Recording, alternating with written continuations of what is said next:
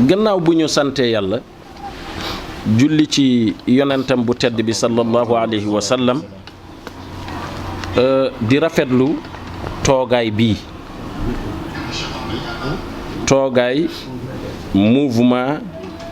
Podor ma raison ñi nga xamante ne ñëw nañ ba Louga sàkku si nañ leen jàppale ci lii ñu ñëw sàkku si ko ci xalifa bi Thierno Mouhamadul Bachir ñëw giseek man waxtaan ak man indi mouvement bi ci sama kanam ne dañoo bëgg Podor nekk région ma ne fekk ngeen ma man sama deret sama yax sama lekk sama naan yëpp dama ko jox waa Fuuta ak képp kuy wax mbii mi ak képp pël fu mu mënta nekk dama laa jox sama bopp ci loo jóg war a defal sa dëkk lii nag lu war la département Podor soo leen seetee mooy berceau Fuuta nu mu yaatoo yépp département Podor mooy berceau bi normalement fii waroon na nekk région bu yàgg du tey su toogee ba tey nekkul région dañoo jógul woon waaye nañu xam ne doomu Podor yi jóg nañ ànd ak sëtu Cheikh Oumar bi nga xamante ne moom it ci Podor la bokk taxaw nag lang ngir ñu defaat Podor région bi ci ay fànn la benn bi Cheikh Oumar fii la juddoo Ahmadou Bamba fii la juddoo Hadji Malick fii la juddoo ba ci ñeneen ak ñeneen su ma limee day gudd parce que ñu baax ñépp ci biir Podor la ñu génne ñoom Cheikh Souleymane Baal def liñ fi def mën naa wax ne démocratie fii lañ ko commencé ci Podor démocratie ñoom ñoo ko commencé laata Sénégal di am indépendance kon nag Podor war na am lépp lu nit walla lu dëkk war a am Podor war na ko am war na am université boo xamante ne haut niveau yi la nit ñi dañuy jóge fii dem ba Saint-Louis te Podor man wax naa léegi seen suuf ni mu yaatoo ñoom rek mën nañ dundal Fuuta yëpp seen mbay suñu bayoon tey ñoom mën nañ dundal Fuuta yëpp kon nag ak Sénégal yëpp kon nag ñooñu dañ leen wala valoriser def fi benn université bu mag def ci hôpital boo xamante ne comme hôpital yi ñuy def alhamdulillahi rabbil alamin ci région yi nga xamante ne hôpital yoo xamante ne du jar ñuy jóge fii di dem Saint-Louis wala du jar ñuy jóge fii di dem ba Dakar lu nekk foofu yëpp fekk mu ngi fi loolu nag la ñu jóg ñoom mouvement bi di ko xeex waaye ànd nañ ko nag ak ki nga xamante ne nag fépp fu Fuuta yëkkati mu ngi ci gannaaw di xeex muy man mii Fuuta dama ko jox sama deret jox ko sama fittaandam na wiitee sama ruu lépp luy baaxal Fuuta fu ci nit taxaw rek maa ngi taxaw ak yow ànd ak yow kon nag président état bi dañ leen di interpréter ñu fexe ay wa alhamdulillahi ñu xool nan la ñu fexee ba def département Podor bi def ko région ndax loolu la ñu soxla su nit ñi waxee rek nag suñ fi génnee nga gis am ñuy wax ay politiciens walla ay yeneen ak yeneen waaye damay wax ne fii politicien bu ci bëgg jàmm nga bokk Podor fexeel nga dugg ci lii nga ànd ak xeex bii ni Podor nekkee région waaye soo ci jéemee def loo xamante ne alhamdulillahi leneen la lu safaanoo wul ak lii Podor yëpp dinañ jóg dal sa kaw te su boobaa dinañ la génne sax Podor waaw dina metti ci ñoom kon nag nañ ñu jàppale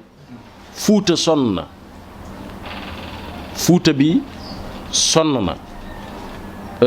nañ ñu jàppale nu ñu taxawale Fuuta yépp non seulement Podor mais Fuuta yépp tey dafa sonn war nañ leen jàppale gëstu leen ay gor ñoo fi nekk ay ñu baax ñoo fi nekk ay nitu yàlla yu baax yoo xamante ne kenn ku ca nekk yaa ngi ci sa benn tool ndeysaan di ci kucci soo amee loo am nga yóbbu ko sa kër nga am loo dundale sa kii ay gor duñu wax mbele bi bëri lépp doo ci dégg waa Fuuta waaye nag ñoom la ñu gën a neenal loolu nag dafay dañ Fuuta dañ ko war a jàppale dañu war a jàppale Fuuta suñu jógee naan Fuuta la ñu bokk ak Fuuta la ñu nangam suñu jógee dem jàppale ji feneen bàyyi Fuuta loolu ñun nangootuñ ko mënatul am nañu jóg ñun population Fuuta yépp ànd nekk benn say li Cheikh Oumar doon liggéeyal Fuuta ñun ñëpp ñu ànd ci liggéeyal ko Fuuta dafa war a am wàllam li mu war a am ko loolu daal man laa ànd ak ñoom di ko xeex lu des li Sénégal ñëpp ko bokk kenn waxul ne bañ nañ kii walla kee amul xeet amul nangam ñëpp bokk soo xoolee séeréer tukulóor njaago ñëpp benn lañ nit ñi ñoo ñuy bëgg a taqali te ay wax léegi ñu ngi jib wax yoo xamante ne dañuy wax tukulóor yeeg walla ñu ne séeréer yi walla jolof yi mën naa wax ne sax tukulóor yi ñoo gën a sonn te pourtant koo wax dalay wax sama juróom-ñaari maam su du la wax juróom-ñaari maamam su waxee benn maamam ñaari maamam rek tukulóor lay doon kon ñëpp ay tukulóor lañ sëriñu diine yi ñëpp fii la ñu jóge lépp ay tukulóor lañ kon nag nañu respectante nit ki soo bëggee ñu respecté la da ngay respecté nit ñi koo respecté wul du la respecté ñoom Fuuta ñoom Podor ñoo jóg ne ma jógal te man fu ma fuutanke jógale ma jóg kon nag maa ngi leen di ziyaar di leen delloo di ñaan yàlla Cheikh Oumar ni mu nekke woon ak seen maam yal na ma yàlla may xol boo xamante ne du ma rocceeku ci loolu ni mu nekke woon ak yéen ma nekke noonu ak yéen te fekk muy lu dëggu ba ñu yegg fi ñu war a yegg. Oumar Sow, je suis adjoint au maire de la commune de Guédé Village.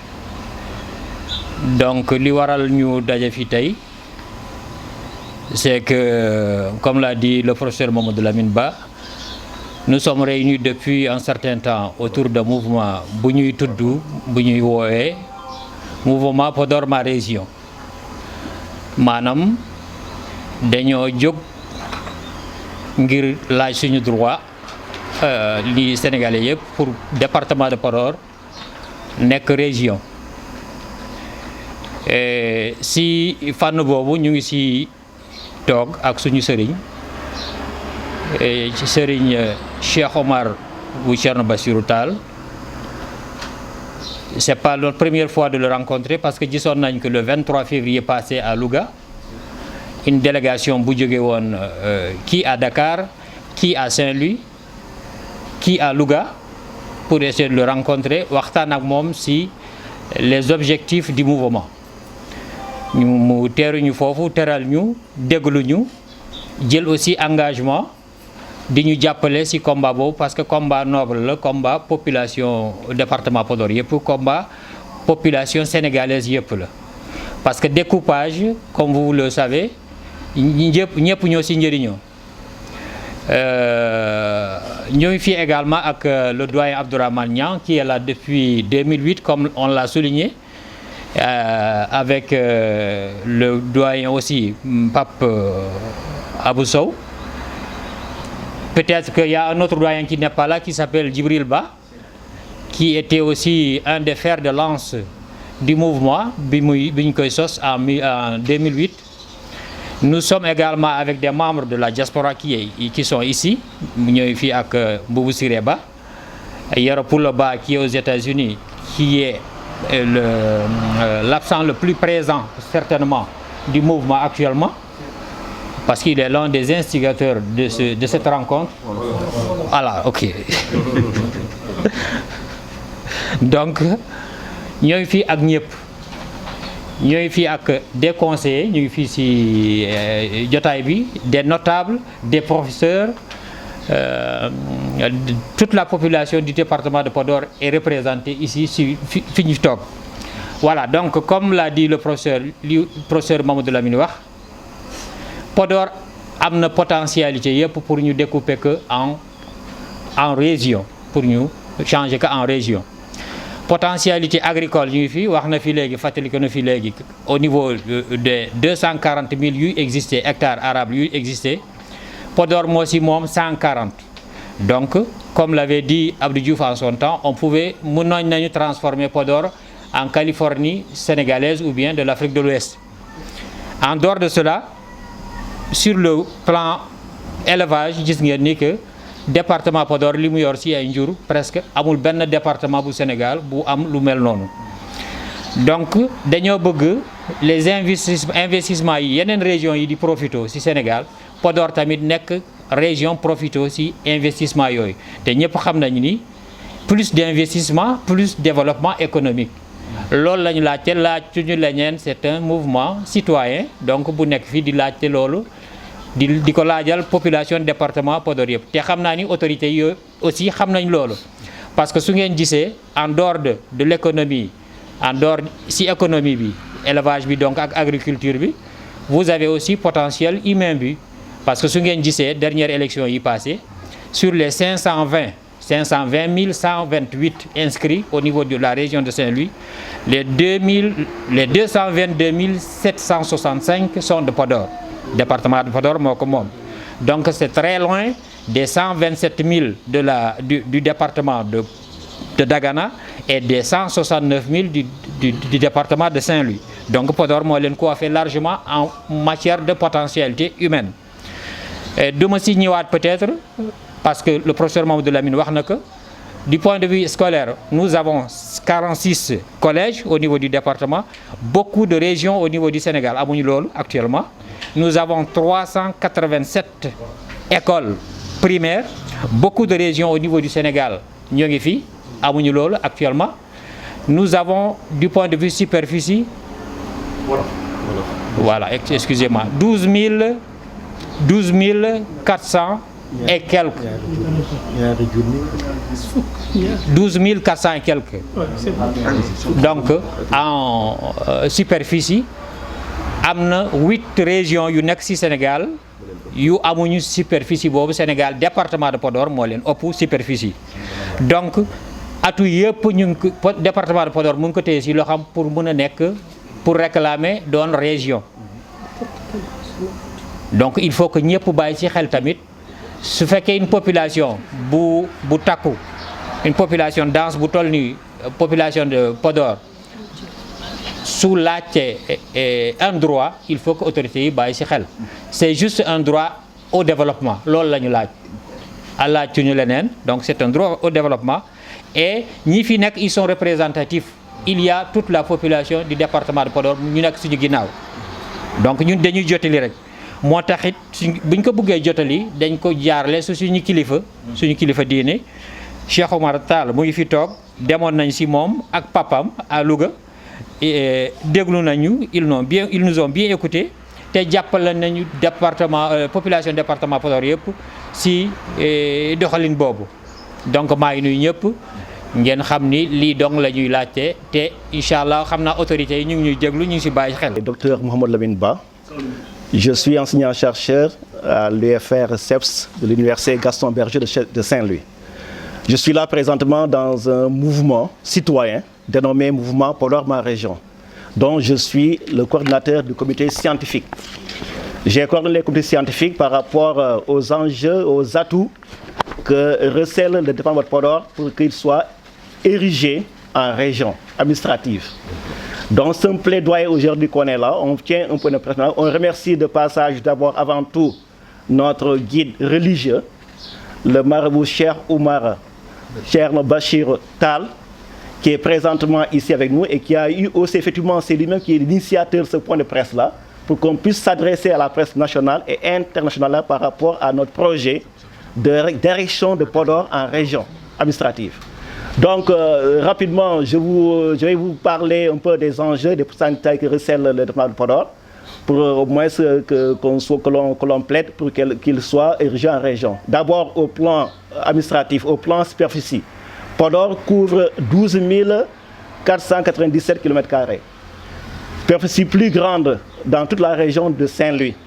Saint-Louis fait 897, ça fait plus de 10 fois Saint-Louis. Et c'est plus grand aussi que 8 régions du Sénégal, dont la région de Dakar, Thiès, Kaolack, Fatick. Tout ça sont des régions qui sont effectivement plus petites que le département de Podor. Donc là déjà, sur le plan de l'étendue déjà, Podor a tous les atouts pour qu'il soit érigé en région. Autre chose encore sur le plan de la population. Podor ici a une population de 435 000 habitants, qui est aussi plus grand que toute la population au niveau de la région, que ce soit Saint-Louis ou bien Dagana. Et au niveau national aussi, je pense que Podor aussi est plus grand maintenant et une population plus grande que la région de Kédougou et que 2 ou 3 régions. Donc c'est pour dire que au plan administratif, au plan population aussi, Podor vraiment recèle des atouts de potentialité pour qu'il soit érigé en région. Autre chose au plan économique, je vais parler un peu du volet agricole. Comme vous le savez, le Podor c'est le poumon vert du Sénégal. Sur les 240 000 hectares irrigables, terres irrigables de la vallée, les 140 000 sont localisés dans le seul département de Podor. Et sur ces 140 000, alors, seuls presque les 28% des terres aménageables, de terres irrigables sont aménagées. Donc c'est pour dire que déjà, il y a un énorme potentiel agricole qui dort ici, dans ce département. Maintenant, si le département est érigé en région, effectivement, on pourra avoir plus de moyens, plus d'aménagement alors, pour effectivement afin d'atteindre l'autosuffisance alimentaire au niveau national, que ce soit en riz, en tomates, en oignons. Et il y a une culture, on fait des cultures irriguées, des cultures de djéri, on fait 3 saisons annuellement. Donc c'est pour dire que vraiment les potentialités agricoles sont déjà là. Au plan hydraulique aussi, il y a quand même Podor est bien arrosé. D'abord, il y a le fleuve Sénégal qui est long de 1750 km. Il y a aussi les affluents, que ce soit le Ngalanka, le Doué, le Gayo, qui arrosent carrément la terre, ici, les 140 mètres. Donc tout ça maintenant, c'est pour dire qu'au plan hydraulique aussi, les potentiels sont là. Autre chose encore sur le plan scolaire, au plan des services sociaux de base, que ce soit au secteur éducatif, secteur sanitaire. Là aussi, on a quand même des atouts, des potentialités. On a déjà les 2 IF qui sont là, l'IF de Podor et l'IF de Pété aussi. Les 2 IF là polarisent 387 écoles primaires. Alors qu'il y a des régions qui n'ont même pas la moitié. La région de Kédougou, par exemple, ne peut pas avoisiner les 120 et quelques écoles primaires. On détient aussi des collèges, une quarantaine, 46 collèges, des lycées qui sont là, érigés en lycée. Et aussi, on a aussi des zénos, 2 zénos, un zéno à Podor, donc c'est effectivement l'enseignement supérieur, et un zéno à Ndioum. Maintenant, Podor, effectivement, a toutes les possibilités pour qu'elle soit érigée en région au plan éducatif. Déjà, nombre de bacheliers qui effectivement sont orientés à Saint-Louis déjà, ça peut désengorger l'université de Saint-Louis Gaston Berger. Et ça peut être aussi un pôle universitaire extrêmement important si Podor est érigé en région. Donc il y aura une université aussi qui sera installée à Podor, une université qui peut être à vocation agricole et aussi pastorale aussi. N'oubliez pas aussi que c'est une zone aussi d'élevage aussi. Donc dans le djéri, on élève des bovins, des ovins, des caprins qui sont là maintenant. Je pense que tout ça déjà sont quand même des recettes, des atouts, des potentialités que l'on peut mettre sur la table pour dire effectivement, voici les grands enjeux, les défis auxquels effectivement le Podor peut effectivement relever pour pouvoir être érigé en région administrative. Au plan administratif, la gestion de proximité, c'est important aussi. Parce que là déjà, plusieurs actes d'état civil, que ce soit les cas judiciaires, que ce soit aussi le tribunal régional, tout ça maintenant sont des actes qu'on peut délivrer uniquement à Saint-Louis. Et Saint-Louis est distant de Podor de plus de 200 km. Déjà, la distance là, elle est longue, et puis encore des fois, Podor seulement, mais Podor, il y a aussi la zone du djéri. Ceux qui sont à Tadki, qui sont aussi dans le Bidi, qui peuvent parcourir plus de 300 km pour effectivement rallier la capitale régionale, ou bien rallier la capitale départementale aussi, Podor aussi, de Tadki, ça fait plus de 100 et quelques kilomètres. Donc tout ça, ça fait qu'effectivement, on doit quand même aussi revoir le découpage administratif maintenant, ériger pour effectivement avoir de nouvelles communes, de nouveaux départements encore, pour pouvoir effectivement avoir une gestion de proximité des populations qui peuvent effectivement satisfaire leurs besoins primaires au niveau local. Donc voici quand même un peu résumé les potentialités, les atouts maintenant que recèle Podor pour qu'elle soit érigée en région. Nous, en Stoa, tous les départements de Podor, réunis ici autour du mouvement Podor Ma Région, qui regroupe l'ensemble des fils de ce territoire, des habitants aussi, parce que je veux parler déjà le doyen Abdraman Niang qui est ici présent avec nous, qui fut l'un des initiateurs de ce mouvement-là, du plaidoyer pour l'érection de Podor en région depuis 2008. Il est là et il est là parmi nous jusqu'à présent. Et il tient à ce que Podor soit érigé en région et on souhaite aussi, lui aussi, qu'il puisse être présent quand Podor sera érigé en région. Donc, il y a des initiatives qui étaient là depuis 2008, 2010 avec aussi avec El Hadj Baba Mal, qui est aussi un acteur qui a réussi à défendre aussi ce projet de la régionalisation de Podor aussi. Donc, tout ça maintenant, ça fait qu'effectivement, c'est un mouvement qui est là, citoyen, apolitique, qui n'a qu'un seul objectif, c'est que Podor soit érigé en région. Caggal yettude Allah e julde e nelaɗo Muhammadin sallallahu alayhi wa sallam eɗen calmina dendagal fulfulde fof dendagal fuutankoɓe pop kala biyowo mbimi e wimi e wimami a salminama e nguɗo salminago so en nani ko haalaɗo ko wonande Podor Ma Région ɗum yimɓe fof kala fuutanke ene foti himmande ɗum kala fuutanke no foti ummanade ɗum ngam hunde so yonti foti ko haalede fotɓe nande ɗum ɓe nana ɗum ganda ko yonti foti waɗede hande no département Podor way mawnude e nder Fouta enen pop eɗen gandi Fouta no woruno berso mum ko département Podor civilisation mum ko département Podor ɗum onon ɓuri kam ɗum andude onon jannguɓe tarihiyankoɓe Cheikh Souleymane Baal en wonko mbaɗi ɗo hay démocratie kalateɗo oɗo hade en dañde indépendance démocratie ko ɗo fuɗɗa ɗo ɓe puɗɗi démocratie dewɗo lawol noon wona démocratie ji joni ɗi ummiɗo noon hankadi layi ha yetti kala ɗo foti yettade e nder Sénégal so tawi ko gandal mawɗo men moƴƴo o haali ɗum ɗo Seydi Niang ko ɗo ɗum ummori Ahmadou Bamba ko ɗo jibina Hadji Malik ko ɗo jibina Cheikh Oumarul Foutiyu kanko jahaten ziyara mum ni joni halwar ko ɗo jibina e moƴƴuɓe woɗɓe ha keewi ɓe ganduɗa en mbawa ɗum limtude ko ɗo jibina te pop ko ɓiɓɓe joye en anduɓe janguinɓe kadi gandini peeñi kadi e nder fuutankagal ha aduna fof seedi ɗumen fof koye département Podor ɗum noon département Podor min mbiyanmi ko leeli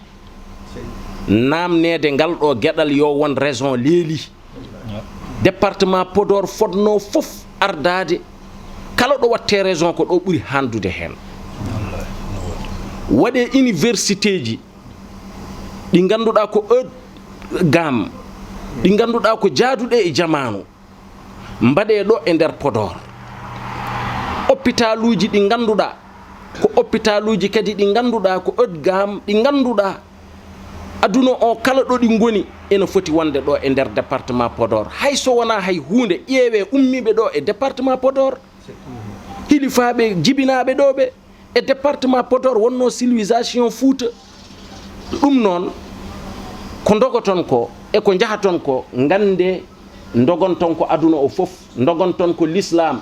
hande gummi ɗon ko ummande Cheikh Oumar gummi ɗon ko ummande Ahmadou Bamba gummi ɗon ko ummande Hadji Malik ngam ɓen hande so gurtuno ma gondo e mon e ngal ɗo gollal nde wonno neɗɗo hubbul watani min al imani yidde ɗo jeeyaɗa koye kulol Allah jeeya koye imanagal jeeya ɗum noon eɗen mbaɗa lancé appel wonande alhamdoulillahi rabbil alamina état o eɗen ñaagiiɓe yoɓe ƴeew to ɓe mbaɗa département Podor région no ɓuri yawrude par ce que région ŋaji gonɗi région ŋaji ɗi pop ala hen ɓurɗo département Podor wona to gandal wona to civilisation wona to yaajede wona to leydi hande département Podor no wawi jogade Fouta foof no jogui leydi yanji wawdi remede jogo hande Fouta foof ndeke noon kala ɗo waɗa région nokkuji pop ene jiɗana kono département Podor koko foti waɗede région ɗum noon emin mbaɗa interprété gouvernement o yoɓe gandu minen min darima wondude e darinoɓe daranade département Podor holno wonitirta région ɗum noon eɗen ñaago Allah nde Allah waɗata ɓe nana konguɗi men ɗi soɓe mbaɗani ɗum nene kamɓe ma woɗɓe ngar mbaɗo e ɗum noon kamɓe yoɓe dañ wune o guila e law wune weeɓani Podor yonti nde wonata région soɓe mbaɗi koko waɗate soɓe mbaɗani koko waɗate ɗum noon yoɓe dañ wune ɓe mbaɗa ɗum ɓe daña wune ɓe ganda wune o ko kamɓe jeeyi ɗum ɗon noon min beltima min beltanima jignaɗo men moƴƴo o e haala mum min beltanima kadi alhamdoulillahi doyen ji gonɗi ɗo ɗi ganduɗa haalaji mumen tabarikalla machallah gande dal